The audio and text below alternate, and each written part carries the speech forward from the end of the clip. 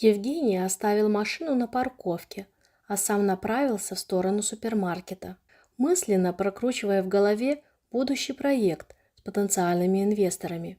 Он едва не задел плечом девочку. На вид ей было около 15 лет, и она продавала маленьких котят в коробке. К сожалению, взять пушистого питомца он не мог, но вот денег на корм не пожалел. «Вот, возьми, а то они, наверное, голодные». «Спасибо вам, дяденька!» Девочка взяла из его рук 2000-е купюры. «А купить котенка не хотите?» «Нет, я сильно занятой человек, поэтому он у меня не приживется», – покачал головой Евгений. Подмигнул и зашел в магазин. В торговом зале он набрал в корзину все, что планировал купить, и встал в очередь возле кассы. И тут его как будто молнией ударило. Странно, но она мне кого-то напоминает. Пытаясь выудить из потайных закоулков памяти важную информацию, Евгений едва не прошел мимо продавщицы. «Извините, я что-то задумался». Выложив товар на ленту, он тоже достал из кошелька пластиковую карту для оплаты. «Ничего страшного», – строив ему глазки, ответила молоденькая продавщица. «Я тоже иногда витаю в облаках». «Маргарита, опять отвлекаешься на посторонние разговоры». Обернувшись назад, Евгений увидел полноватого мужчину с бейджиком на груди с надписью «Супервайзер». «Все, я больше не буду», – улыбнулась продавщица. «Вот видите, даже тут замечают. С вас 1500 рублей. Как будете платить?» «Картой». Евгений провел картой по терминалу и набрал пин-код. «Спасибо за покупку. Приходите еще», – произнесла продавщица свою дежурную фразу и помахала ему рукой. На выходе из супермаркета Евгений раскрыл пакет и достал оттуда большую шоколадку. Девочка так и продолжала стоять, продавая котят в коробке. «И это тоже тебе. Чай дома попьешь». «Зачем? Я же...» «Бери, бери. Специально для тебя купил». Еле уговорил он ее взять у него шоколадку. С орешками. Я дома с мамой поделюсь». Обрадовалась девочка еще одному щедрому подарку от незнакомого человека. «А как тебя зовут, если не секрет?» – поинтересовался Евгений. «Маша».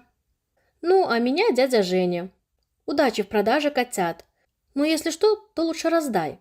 Евгений сел в машину и уехал. А девочка Маша посмотрела ему вслед и заплакала. Что ее так расстроило, пока оставалось загадкой. Возможно, что пушистых питомцев никто не хотел покупать, либо же слова дяди Жени растрогали до глубины души. Ведь за сегодняшний день он оказался единственным человеком, кто не прошел мимо. Мало того, помог деньгами, причем бескорыстно и ничего взамен не попросил. Это говорило только о том, что у него большое и доброе сердце. Подъехав к трехэтажному особняку, Евгений вышел из машины, достал полные пакеты, нажал на пульт управления, и в тот же миг перед ним разъехались в разные стороны металлические ворота. Оставив покупки в беседке, он снова сел за руль и загнал автомобиль в гараж. Дома его встречала все та же тишина. У Евгения не было жены, равно как и постоянной девушки. Он предпочитал не обременять себя серьезными отношениями, практически все свободное время вкладывал в бизнес и не мыслил себя в тихом семейном кругу. Не сказать, чтобы он был против жены, детей и все, что с этим было связано. Нет. Евгений спокойно относился к семейным людям, но сам сторонился брака.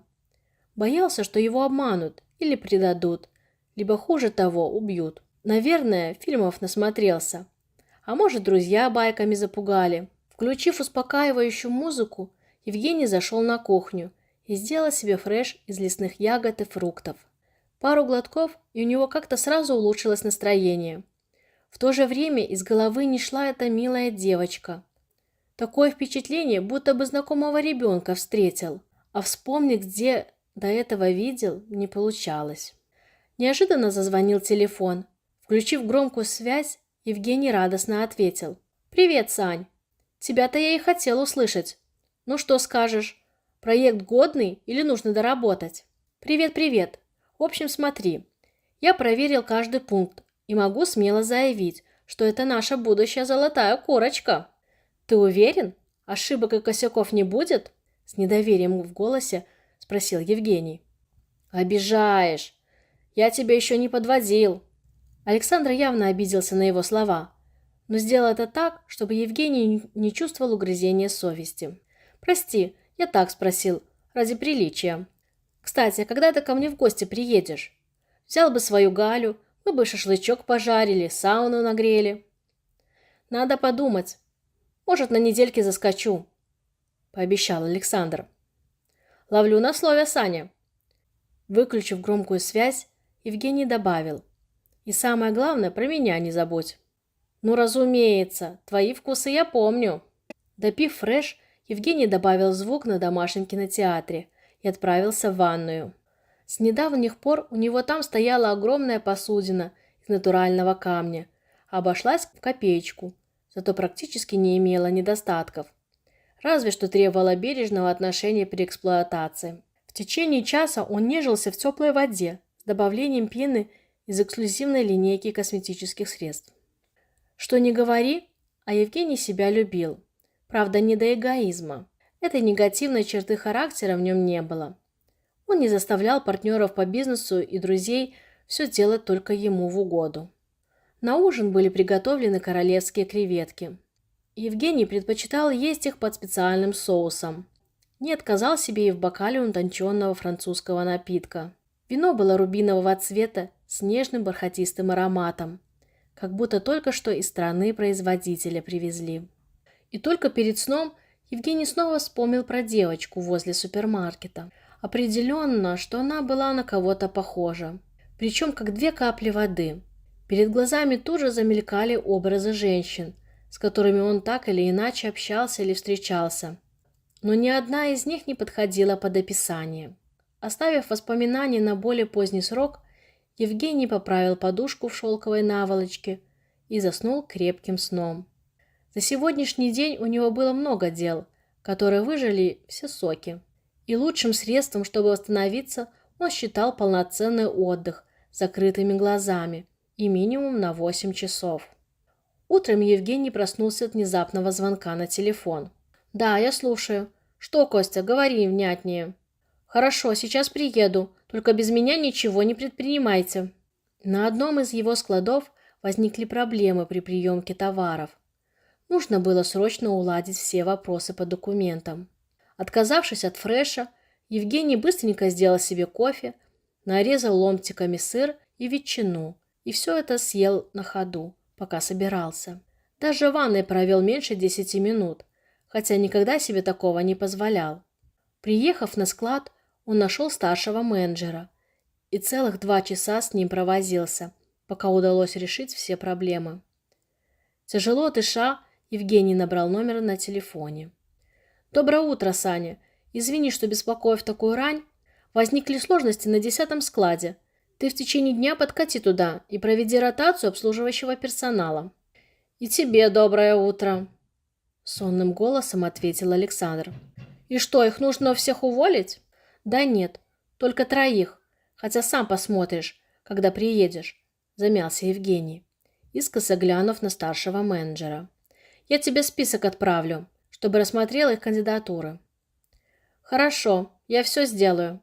А ты бы ехал обратно домой и отдыхал. Все равно по проекту с инвесторами мы встречаемся только через 2 дня.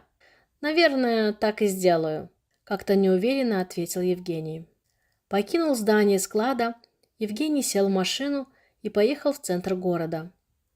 Особо ему больше некуда было спешить, поэтому он решил заглянуть в свой любимый ресторан. Там работал знакомый шеф-повар, который готовил изумительный луковый суп. Увидев его в зале, тот подошел, поздоровался и с улыбкой спросил: «Евгений, дорогой, тебе как обычно?» «Да, Владилен, твой суп благотворно влияет на мой желудок. А еще он укрепляет нервы, сосуды и поднимает настроение», добавил шеф-повар положительные свойства лукового супа. «Все верно. Примерно так я себя и чувствую после первой же порции», закивал Евгений. В ресторане он провел чуть больше часа и съел ровно норму из того, что обычно употреблял на обед. Но именно сегодня это получилось раньше, поэтому можно было и до полдника дотянуть. Возвращаясь домой, Евгений снова созвонился с Александром, чтобы пробежаться по ближайшим мероприятиям. И выходило, что следующие 3 дня могли быть сильно загружены. Прикинув, что еще может себе позволить, он купил большой торт. Давно хотел отвести душу воздушным кремом, да еще вперемешку с тертыми орехами и сгущенным молоком. Однако уже на кухне, когда все было готово к приятному и расслабляющему чаепитию, Евгений опять вспомнил про девочку возле супермаркета. Маша как будто нарочно не выходила у него из головы и постоянно подавала сигналы, чтобы он мысленно вновь и вновь к ней возвращался. Посмотрев на торт, который даже еще не успел разрезать, Евгений обратно все упаковал, отнес в машину и поехал с твердыми намерением обменять десерт на котенка. По пути он заглянул еще в магазин игрушек, где купил большого белого медведя. Со всеми этими подарками Евгений подъехал к знакомому супермаркету. Девочка была там же, но уже собиралась уходить. «Привет, Маша. Я думал купить у тебя котенка». «Здравствуйте, дядя Женя», — ответила она, слегка вздрогнув. «А у меня только один остался, рыженький». Вытащив из коробки пушистое чудо, девочка передала его Евгению. Тот повертел в руках котенка и произнес: «У меня есть большой торт и белый медведь. Давай обменяемся. Хотя, если нужно, то я заплачу за него полную сумму». «Мне бы, конечно, деньгами», — замялась девочка. «А для чего ты их вообще продаешь?» — поинтересовался Евгений, прищурив правый глаз. «В этом году выпускной вечер. Мне 15 лет, и я закончила 9 класс. Все девочки будут в красивых платьях, а у мамы денег нет на него». Маша заплакала. Евгению стало неудобно за то, что он вообще задал ей подобный вопрос. Тяжело вздохнув, он присел на корточки, потому что Маша была невысокого роста, и предложил подвезти ее до дома. «Ты покажешь мне, где живешь, а мы с твоей мамой попробуем что-нибудь придумать насчет платья». «Вы это правда или обманываете, чтоб я не плакала?» «Нет, что ты, я никогда никого не обманывал», — на полном серьезе заверил ее Евгений. «Тогда давайте лучше пешком», — предложила девочка. «Тут недалеко. К тому же мама запрещает мне садиться в машину к незнакомым людям и вообще не разрешает с ними разговаривать». «А как же я?» — хитро улыбнулся Евгений. «Вы добрый и не злой. Я сразу это поняла, когда вы ко мне подошли. Вот здесь чувствую». Маша показала на левую сторону, где находилось сердце. И у Евгения тут же отпали все вопросы. Если девочка слушала свою внутреннюю интуицию, то ее сложно было обмануть. Она буквально насквозь могла видеть людей и определять их намерения.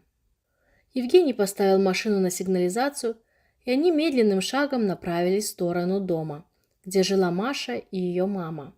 Идти пришлось около 10 минут, но хватило, чтобы оценить здешний колорит и понять, какие условия окружали девочку. Они явно не соответствовали благополучию, хотя подобных картин было великое множество по всей стране. И оставалось только надеяться, что в такой ситуации мать Маши делает все, чтобы ее дочь не пошла по наклонной дорожке. Евгений размышлял об этом, пока они шли до ее дома. Наконец девочка остановилась возле подъезда и показала на окна 3-го этажа. «Вон там я и живу». «А вы точно хотите поговорить с моей мамой?» «Да, конечно, я же обещал», — кивнул Евгений. Поднявшись по ступенькам до нужной квартиры, Маша постучала в деревянную дверь. Послышались тяжелые шаги, а затем лязг открываемого замка. И едва из квартиры выглянула женщина, как Евгений, весь покраснев, произнес: «Наташка, солнце мое, ты почти не изменилась». «А вы часом не...» — замялась мать Маши, но тут же улыбнулась и не менее смущенно ответила: «Женя, вот это да, собственной персоной». «Мама, откуда ты знаешь дядю Женю?» Поставив коробку с котенком на пол, спросила девочка. «О, это история длиной в 10 школьных лет», — покачала головой Наталья. «Ну, проходи, раз пришел, не в дверях же тебя держать». На кухне она разлила чай по кружкам, насыпала по ложечке сахара и поставила пиалку с овсяным печеньем. Евгений посмотрел на угощение и выставил свой десерт.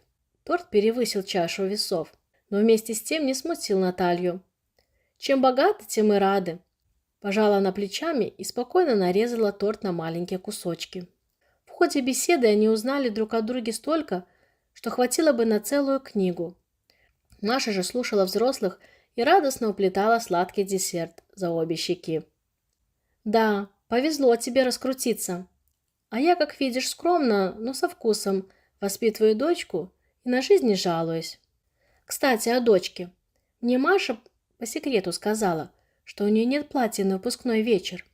Осторожно прозондировал почву Евгений. «С деньгами туговато. Зарплаты хватает, но впритык», — покачала головой Наталья.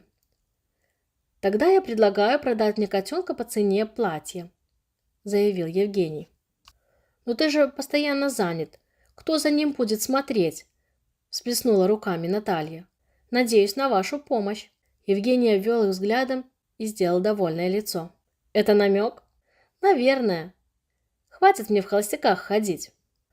В тот же день Евгений отвез Наталью и ее дочь в модный бутик, где они выбрали Маше самое красивое платье для выпускного вечера. Девочка блистала в нем, как королева. Что же до бывших одноклассников, то они решили встречаться. Первые эмоции могли оказаться поверхностными, поэтому нужно было присмотреться. Однако Евгений однозначно решил, что с одинокой жизнью будет покончено, и, скорее всего, Наталья и дочка прочно займут место в его сердце. Дорогие друзья, спасибо за время, проведенное со мной. Ставьте лайк и подписывайтесь на канал. Всегда рада видеть вас в новых видео.